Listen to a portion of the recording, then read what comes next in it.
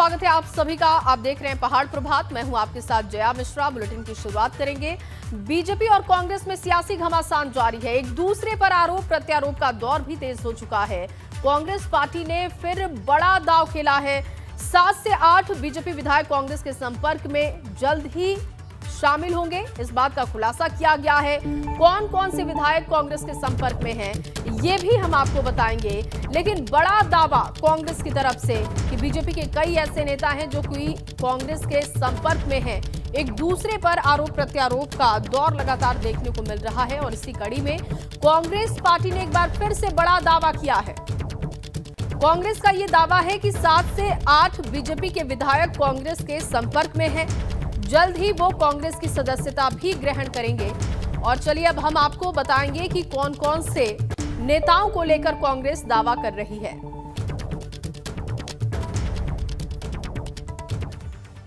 असल में कांग्रेस की तरफ से विधायक गोविंद सिंह कुंजवाल ने यह दावा किया है कि कुंजवाल का कहना है कि बीजेपी के 6 विधायक उनके संपर्क में हैं। कुंजवाल ने कहा कि केंद्रीय आलाकमान जब चाहेगा उन्हें पार्टी में लिया जा सकता है। कुंजवाल का ये बयान सियासी हलचल को बढ़ाने के लिए काफी है।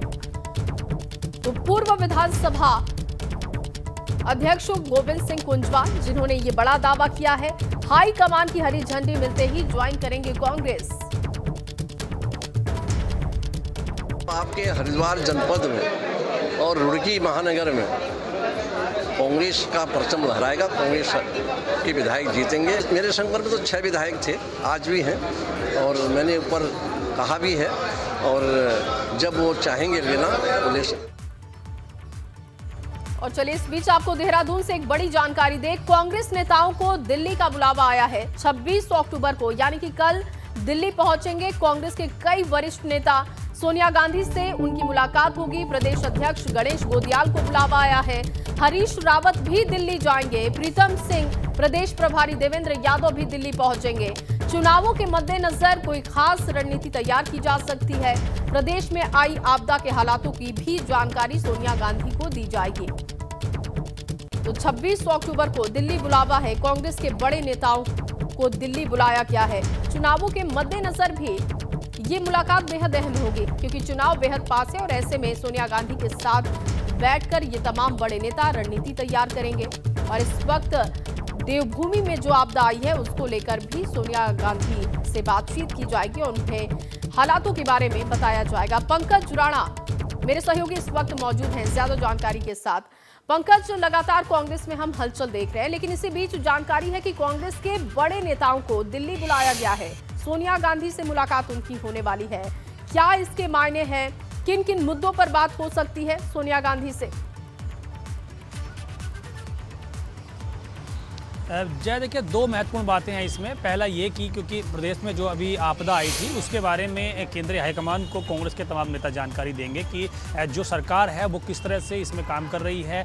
एक महत्वपूर्ण बात यह है कि चुनावी वर्ष है और चुनावी वर्ष में जो आपदा क्षेत्र हैं उसमें बिल्कुल भी कोई भी पार्टी ये नहीं छोड़ना चाहती है कि वो उनके जो पीड़ित लोग हैं उन पर मरहम लगाने की कोशिश कर रही हो। पूरी तरह से हर नेता उसी आपदा क्षेत्र में डटा हुआ है और उस पर फीडबैक भी ले रहा है। इसी तमाम चीज़ों को लेकर दिल्ली में कल जो कांग्रेस के तमाम नेता हैं, वरिष्ठ नेता हैं, वो दिल्ली में रहेंगे और सोनिया गांधी से मुलाकात होगी। इस पहली मुलाकात में जो प्रदेश में आपदा आई थी उसमें किस तरह से सरकार ने काम किया है, विपक्ष किस भूमिका में रहा है, इन तमाम चीज़ों की जानकारी वहां दी जाएगी। और जिस तरह से सरकार को घेरने की एक रणनीति कांग्रेस बना रही है उन तमाम विषयों की जानकारी दी जाएगी। और दूसरा एक महत्वपूर्ण बात यह है कि क्योंकि प्रदेश अध्यक्ष गणेश गोदियाल, पूर्व मुख्यमंत्री हरीश रावत, नेता प्रतिपक्ष प्रीतम सिंह और प्रदेश प्रभारी देवेंद्र यादव इनमें शामिल होंगे और ये सोनिया गांधी से मुलाकात करेंगे। चुनावी वर्ष है और चुनावों को 2 से ढाई महीने का वक्त उत्तराखंड में बचा है, तो इस तमाम मुद्दों को लेकर चुनाव में भी इसमें मंथन किया जाएगा। किस तरह से कांग्रेस आगामी रणनीति तैयार करेगी, तमाम विषयों पर इस पर चर्चा की जाएगी, फीडबैक दी जाएगी, आपदा को लेकर चुनावी मंथन भी किया जाएगा। तो कहा जा सकता है कि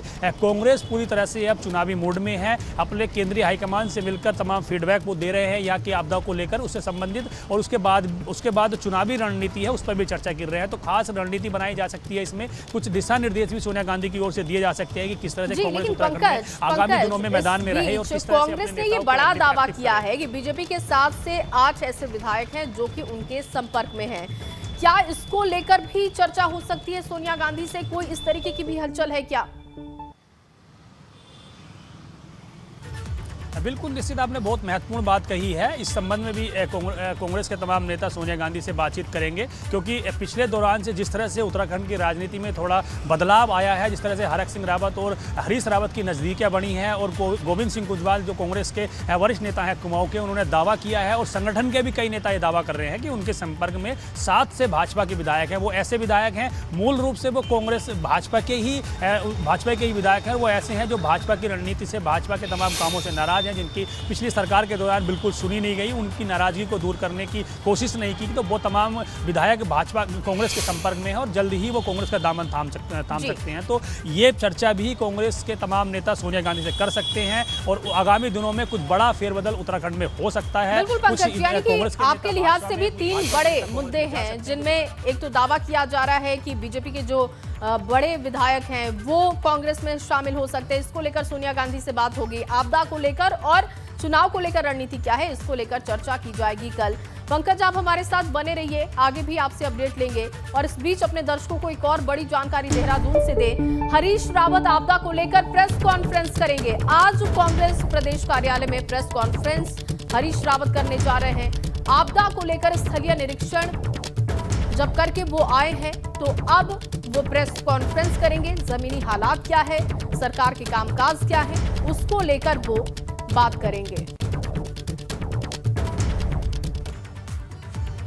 और इस बीच आपको एक और बड़ी जानकारी देहरादून से दे। पीएम मोदी ने सीएम पुष्कर सिंह धामी से फोन पर बात की है। दरअसल फोन करके पीएम ने राहत बचाव कार्यों की जानकारी ली है और आपदा प्रभावित क्षेत्रों में राहत बचाव कार्य की जानकारी ली गई है।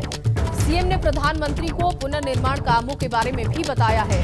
प्रभावितों को आर्थिक सहायता, पुनर्वास के बारे में भी जानकारी दी गई है। पंकज राणा मेरे सहयोगी लगातार बने हुए हैं। पंकज, सीएम ने बात की है प्रधानमंत्री से और लगातार हम देख रहे हैं कि राज्य सरकार तो अपना काम कर रही है, लेकिन केंद्र की भी नजर है कि आपदा को लेकर राहत बचाव कार्य कैसे हैं, आर्थिक सहायता कैसे पहुंचाई जा रही है। इसके अलावा और क्या बात हुई है, क्या डिटेल में जानकारी आपके पास है? देखिए, विस्तृत तौर पर मुख्यमंत्री ने प्रधानमंत्री को उत्तराखंड में जो आपदा आई थी उसके बारे में फीडबैक दिया है कि किस तरह से राज्य सरकार ने त्वरित तौर पर तमाम जो आपदाग्रस्त क्षेत्र थे उनमें राहत बचाव कार्य क्या किए हैं। मुख्यमंत्री और तमाम मंत्री खुद ग्राउंड जीरो पर गए हैं, उन्होंने तमाम लोगों से ढांढस बंधाया है, उनसे मुलाकात की है और राहत पैकेज की भी ऐलान किया है। तमाम लोगों को जो हताहत हुए हैं इसमें उनको 4 लाख रुपये और जो पीड़ित हैं उनको 1-1 लाख रुपये का मुआवजा देने की बात कही है। लेकिन क्योंकि एक बड़ी बात यह है कि केंद्र सरकार भी इस पर अपनी नज़र गड़ाए हुए है। खुद केंद्रीय गृह मंत्री अमित शाह ने हवाई सर्वेक्षण के माध्यम से तमाम जानकारी हासिल की थी। तो ये माना जा रहा है कि केंद्र की एक टीम जो उत्तराखंड के दौरे पर है, आपदाग्रस्त क्षेत्रों पर दौरा कर रही है, वो एक आकलन कर रही है विभागवार कितना नुकसान उत्तराखंड में हुआ है। तो ये माना जा रहा है कि प्रधानमंत्री ने इन तमाम चीज़ों की फीडबैक मुख्यमंत्री से ली है और संभवतः ऐसा भी माना जा रहा है कि जब ये केंद्रीय हाईकमान, केंद्र की जो टीम है केंद्र सरकार की, वो यहाँ से फीडबैक लेकर दिल्ली जाएगी तो उसमें कुछ राहत बचाव कार्यों के लिए कुछ आर्थिक मदद भी केंद्र सरकार दे सकती है। तो इन तमाम चीज़ों की मुख्यमंत्री ने फीडबैक प्रधानमंत्री को दी है। कल ये बात हुई थी, काफ़ी लंबी बात चली है दोनों नेताओं के बीच में और इसमें यह भी खास बात रही है कि प्रधानमंत्री ने किस तरह से जानकारी ये बताया गया है उनके माध्यम से कि किस तरह से यहाँ पर राहत बचाव कार्य किए जा रहे हैं और केंद्र सरकार से कितनी आर्थिक मदद दी जा सकती है। तमाम चीज़ों को लेकर इसमें चर्चा की गई है। बिल्कुल, बहुत शुक्रिया पंकज आपका तमाम जानकारी के लिए। और अब खबर रुड़की से है, जहां गाधा रौना गांव में डेंगू का कहर बढ़ते जा रहा है। गाधा रौना गांव में 18 और डेंगू के नए मरीज पाए गए। बुखार से पीड़ित लोगों के सैंपल्स की जांच की गई थी और अब गांव में 147 डेंगू मरीजों की संख्या पहुंच चुकी है। डीजी हेल्थ ने स्वास्थ्य विभाग को निर्देशित भी किया है। डेंगू के साथ कोरोना जांच करने के भी निर्देश हैं और डेंगू के बढ़ते मामलों से ग्रामीण बेहद डरे हुए हैं। साफ सफाई की व्यवस्था के लिए जागरूक किया जा रहा है, लेकिन इस बीच अब गांव में 147 डेंगू मरीजों की संख्या पहुंच चुकी है। विनीत इस वक्त हमारे साथ मौजूद हैं ज्यादा जानकारी के साथ। विनीत, 147 आंकड़ा पहुंच चुका है। स्वास्थ्य विभाग की तरफ से अब क्या वहां पर कदम उठाए जा रहे हैं, कैसे लोगों को जागरूक किया जा रहा है? जी बिल्कुल, देखिए जया, जिस तरह से रुड़की के देहात क्षेत्रों में जो है डेंगू का कहर बढ़ता जा रहा है। अगर हम गागारोना गांव की बात करें तो वहां पर और 18 नए मरीज मिले हैं, जिसमें अब गांव में जो डेंगू मरीजों की संख्या वो 147 के करीब पहुंच चुकी है। लेकिन स्वास्थ्य विभाग द्वारा जो है लगातार जांच की जा रही है और जांच के दौरान ये डेंगू के मरीज मिल रहे हैं। हालांकि कल जो है डीजी हेल्थ जो पहुंची थी और गांव का निरीक्षण भी किया था, और जो वहां पे जो सैंपल जो स्वास्थ्य विभाग की टीम जो है सैंपल ले रही है, उनको दिशा निर्देश दिए गए हैं कि डेंगू की जांच के साथ जो है अब कोरोना की जांच की जाए, ताकि जो बुखार से ग्रसित जो मरीज हैं ताकि उनका पता लग सके कि उनको डेंगू के साथ या कहीं कोई कोरोना की को दिक्कत तो नहीं है। तो फिलहाल स्वास्थ्य विभाग जो द्वारा है अब जो है डेंगू के साथ अब कोरोना की जांच भी की जाएगी और गांव में पूरी तरह से जो है स्वास्थ्य विभाग की टीम अलर्ट है और ये डेंगू के मामले बढ़ते को लेकर ग्रामीणों में जो है भय का माहौल बना हुआ है। जी बहुत शुक्रिया विनीत तमाम जानकारी के लिए।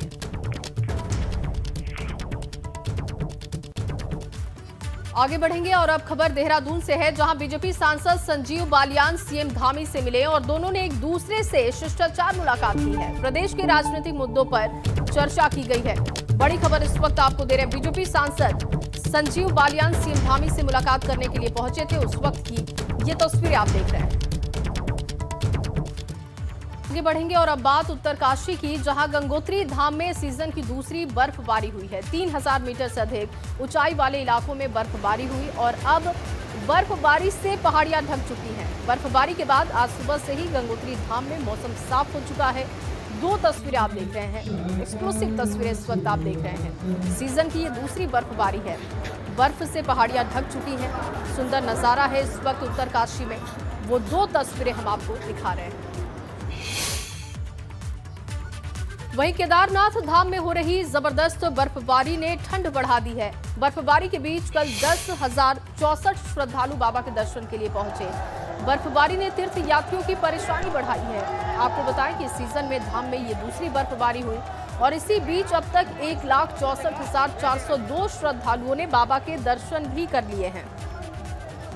तो मौसम का मिजाज बिगड़ा हुआ था, तापमान भी बढ़ा हुआ था, लेकिन लोगों के जोश में कोई कमी नहीं दिखाई दे रही। और अब खबर पिथौरागढ़ से है, जहां संचार सेवाओं में परेशानी आ रही है। मदकोट में संचार सेवाएं अभी तक बहाल नहीं हो पाई हैं। स्थानीय लोग बेहद परेशान हैं और आपदा से बंद हुई सड़कें भी नहीं खुल पाई हैं। 30 सड़कें अभी भी नहीं खुल पाई हैं, जिसकी वजह से आवाजाही में काफी परेशानी है।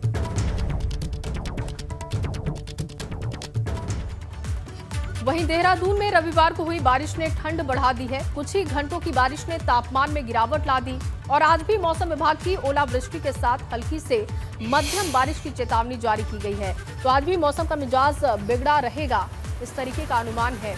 दूसरी बर्फबारी भी हुई है और इसी बीच जानकारी है कि मध्यम बारिश भी मैदानी इलाकों में हो सकती है। तो वहीं पहाड़ों की रानी मसूरी में भी मौसम ने करवट बदली है। हल्की बारिश होने से तापमान में भारी गिरावट दर्ज की गई है। ठंड बढ़ने से मसूरी में गर्म कपड़ों की डिमांड भी बढ़ गई है। हालांकि यहां पहुंचे पर्यटकों ने बर्फबारी का लुत्फ भी उठाया है। मौसम विभाग ने अगले 24 घंटे में पहाड़ी क्षेत्रों में बारिश की बर्फबारी की आशंका जाहिर की है। उधर बीआरओ की कड़ी मशक्कत से 7 दिन के बाद जोशीमठ का मलारी राष्ट्रीय राजमार्ग खोल दिया गया है और इसके बाद चीन सीमा पर बसे दर्जनों गांवों के ग्रामीणों ने राहत की सांस ली है। इससे सेना, आईटीबीपी और भारत चीन सीमा पर बसे दर्जनों गांवों के ग्रामीणों की मुश्किलें कम हो चुकी है, क्योंकि सड़क बंद होने से दर्जनों गांव के ग्रामीण घरों में कैद हो गए थे। आपदा की वजह से कुल 18 जगहों पर रास्ते बंद हो चुके थे। सड़क का 300 मीटर हिस्सा ध्वस्त हो चुका था। अंदाजा लगाया जा रहा था कि हाईवे को खोलने में महीने भर का समय लग सकता है, लेकिन इस नामुमकिन काम को बीआरओ की टीम ने बहुत ही कम समय में पूरा कर दिखाया है और रास्तों को अब खोल दिया गया है। वहीं उत्तराखंड में बीते दिनों आई आपदा ने मलारी राष्ट्रीय राजमार्ग को काफी नुकसान पहुंचाया। सड़क मार्ग कुल मिलाकर 18 जगहों से वॉश आउट हो गई थी। इस आपदा से कुल 300 मीटर सड़कें ध्वस्त भी हो चुकी थी और सभी को यही उम्मीद थी कि हाईवे खोलने में 1 महीने का वक्त लग सकता है, लेकिन बीआरओ ने इस नामुमकिन काम को कर दिखाया है। मलारी राष्ट्रीय राजमार्ग केवल भावकुंड के पास अब बंद है, जबकि हाईवे खोलने के लिए बीआरओ की टीम दिन रात वहां पर काम कर रही है। और अब बड़ी जानकारी आपको नैनीताल से दें। नैनीताल में 18 और 19 अक्टूबर को आई विनाशकारी बरसात ने नैनी झील में जल प्रलय लाया है, जिसमें झील में खड़ी नाव टकराकर 40% तक क्षतिग्रस्त हो गई है। और दिवाली सीजन के लिए नाव को तैयार किया जा रहा था नाव को, और ये बड़ा झटका माना जा सकता है पर्यटकों के लिए। लेकिन आगामी दिवाली सीजन के लिए दोबारा से तैयारी शुरू कर दी गई है। नावों को रिपेयर करने का काम हो रहा है, जिसकी तस्वीरें आप देख रहे हैं।